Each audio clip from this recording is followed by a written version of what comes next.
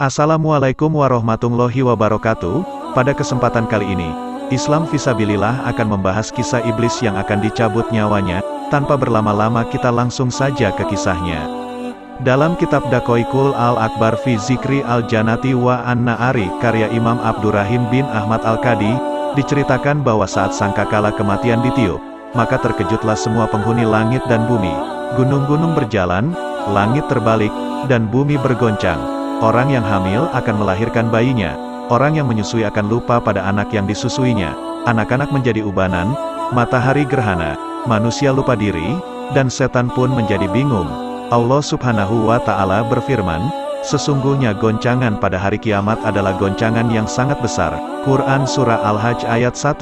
Rasulullah bersabda, pada hari itu, Allah berfirman kepada Adam, wahai Adam, maka ia menjawab, labaik wa sadaik. Kemudian Allah berfirman, keluarkanlah dari keturunanmu delegasi neraka. Ya Rab, apa itu delegasi neraka? Allah berfirman, dari setiap 1000 orang, 999 di neraka dan hanya 1 yang masuk surga. Maka ketika itu para sahabat mendengar bergemuruh membicarakan hal itu.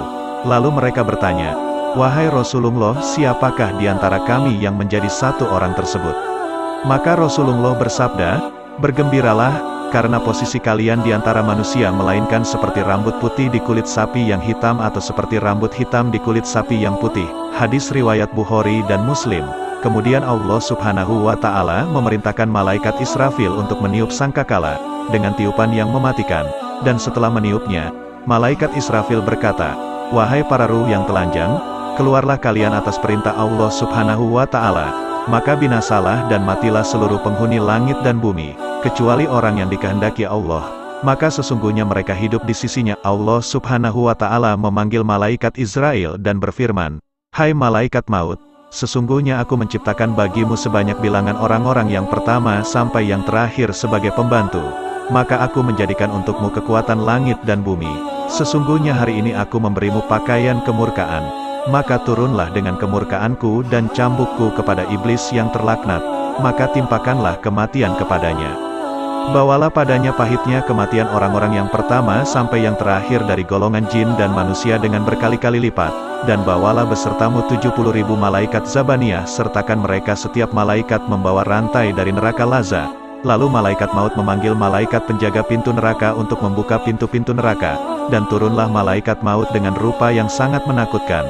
Setelah sampai di hadapan iblis, malaikat maut langsung menghajarnya hingga pingsan. Iblis menjerit dengan jeritan yang seandainya seluruh penghuni langit dan bumi mendengarnya maka pingsanlah mereka. Sebab jeritan iblis tersebut, malaikat maut berkata, hai iblis, rasakanlah olehmu kematian pada hari ini. Berapakah umur yang telah engkau habiskan? Berapakah lamanya engkau telah menyesatkan manusia? Maka larilah iblis ke arah timur, dan ketika sampai di timur malaikat maut sudah berada di sana. Iblis pun berlari ke arah barat dan malaikat maut pun berada di sana. Kemanapun iblis lari malaikat maut selalu ditemuinya. Iblis pun putus asa lalu berkata, hai malaikat maut, dengan gelas apa engkau memberiku minum? Malaikat maut menjawab, dengan gelas dari neraka Laza dan neraka Sair. Malaikat maut pun menghajarnya tanpa belas kasihan, sampai iblis terjatuh ke bumi berkali-kali, sehingga ia berada di tempat yang hina dan dilaknat. Lalu malaikat Zabaniyah menurunkan gantolan, menarik dan menikamnya dengan tombak, maka iblis itu mengalami naza, proses pencabutan nyawa, dan sakratul maut yang teramat menyakitkan, dan akhirnya sepak terjang sang raja iblis dan bala tentaranya berakhir dengan siksaan yang sangat pedih di neraka, dan mereka kekal di dalamnya. Alhamdulillah saudara seiman, semoga kisah ini dapat menambah ilmu dan menambah ketakwaan kita kepada Allah Subhanahu wa Ta'ala. Assalamualaikum warahmatullahi wabarakatuh.